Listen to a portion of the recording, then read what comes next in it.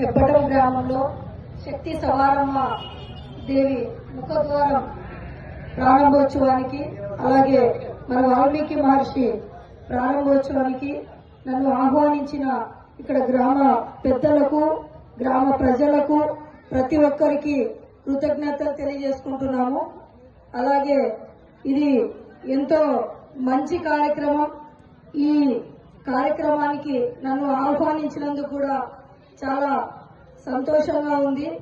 ఈరోజు గ్రామ ప్రజలందరూ ఒక పండగ వాతావరణంలో ఇక్కడ ఈ ముఖద్వారం ప్రారంభోత్సవం చేసుకొని ఒక పండగలాగా చేసుకున్నందుకు కూడా మీ అందరికీ కూడా అభినందనలు తెలియజేస్తున్నాం.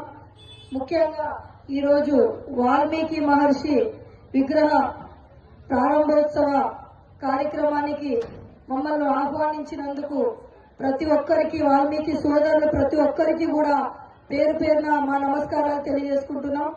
వాల్మీకి మహర్షి అంటేనే ఒక రామాయణాన్ని రచించి ఎంతో మందికి ఇప్పటి వరకు కూడా మార్గదర్శనంలో నడిపిస్తున్నందుకు వాల్మీకి మహర్షి అడుగు జాడల్లో మనందరం కూడా నడుస్తూ ఈ రోజు ఆయన రచించిన రామాయణాన్ని మనందరూ కూడా పాటిస్తూ ఆయన అడుగు జాడల్లో ఆయన నేర్పిన మార్గంలో మనం అందరం కూడా నడుస్తూ ఈ రోజు ఇన్ని తరాలు ఇన్ని వేల సంవత్సరాలు అయినా కూడా మనందరం కూడా ఈ రోజు రామాయణం అంటేనే వాల్మీకి, వాల్మీకి అంటే రామాయణం అనే విధంగా మనమందరం కూడా నడుచుకుంటూ ఉన్నందుకు కూడా ఆయనకు మనకందరికీ ఇచ్చిన మనందరి సన్మార్గంలో సత్ప్రవర్తనతో నడిపిస్తూ ఈ కార్యక్రమాన్ని చేసిన వాల్మీకి మహర్షి దర్శనం చేసుకోవడం కూడా మాకు ఎంతో సంతోషంగా ఉంది.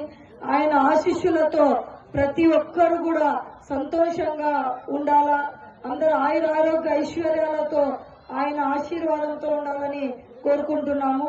అలాగే శ్రీరాముడు అంటేనే మనకు తెలియజెప్పినది కూడా మీ అందరికీ తెలుసు. తెలియజెప్పి రామాయణాన్ని రచించి మనందరికి సులభతరం చేసి రామాయణం అంటేనే మనకు ఎంతో పవిత్ర గ్రంథంగా మనము కొలుచుకుంటూ పాటిస్తూ ఉండి ఈరోజు మనం అందరం ఎంతో మంచి మార్గంలో నడుస్తూ మన ముందు తర్వాత తరాల వాళ్ళు కూడా అదే మార్గంలో నడుచుకునేందుకు చేసిన మన వాల్మీకి మహర్షికి మనం అందరం కూడా ఎప్పటికీ మనం ఆయన్ని పూజిస్తూ ఉండాలని చెప్పేసి కూడా కోరుకుంటున్నాం. అలాగే మనం ఇక్కడ రాజకీయాలకు అతీతంగా మనం ఇక్కడ అందరూ ఏర్పాటు చేసుకొని ఈ గ్రామంలో మన వాల్మీకి మహర్షిని ఇక్కడ ప్రారంభోత్సవం చేసుకోవడం, ఇక్కడ ఏర్పాటు చేసుకోవడం కూడా ఎంతో సంతోషంగా ఉంది.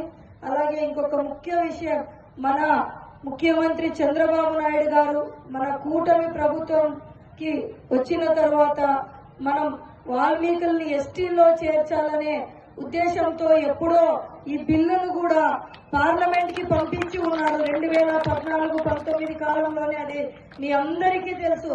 మనము వాల్మీకులని ఎస్టీల్లో చేర్చాలంటే అది ఒక మన ముఖ్యమంత్రి చంద్రబాబు నాయుడు గారి వల్ల మాత్రమే అవుతుందని చెప్పేసి నేను ఈరోజు వాల్మీకి మహర్షి సాక్షిగా చెప్తున్నా.